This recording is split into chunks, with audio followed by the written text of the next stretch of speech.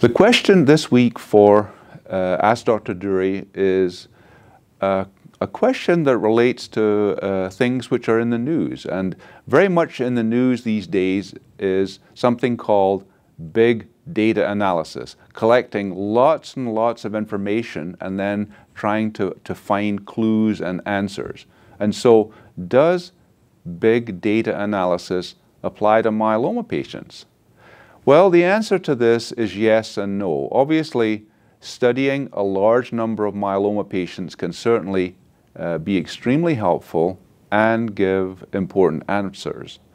For example, the International Myeloma Foundation, the IMF, we have supported several studies through the International Myeloma Working Group that have led to important sets of data. For example, we analyzed the outcome from groups of patients studied at about 20 centers around the world and developed a new staging system for myeloma, the International Staging System.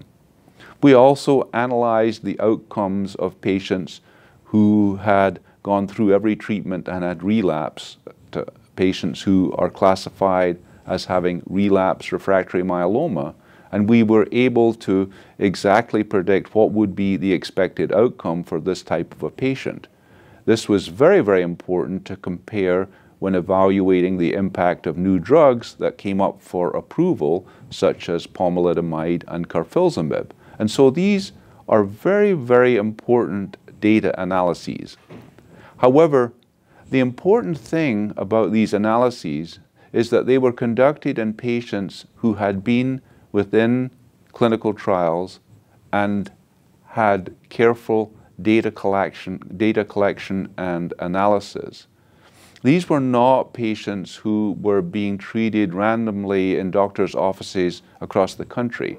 The problem with just looking randomly at patients and just saying, well, what happens to, all the patients in California getting different types of treatment? The problem is that there are so many variations in the diagnostic testing, in the treatments that are given, started and stopped, and different types of supportive care that are given, that really these variables make it very difficult to analyze the outcomes. And so big data analyses are helpful, but really to get the best results and the most accurate results, and to be able to interpret the results adequately, we really need to mostly look at patients who have been within clinical trials.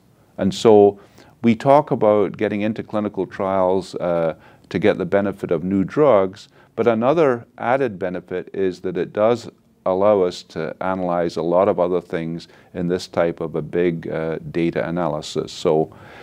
So yes, this is something that is helpful and can, in this setting, apply to myeloma patients.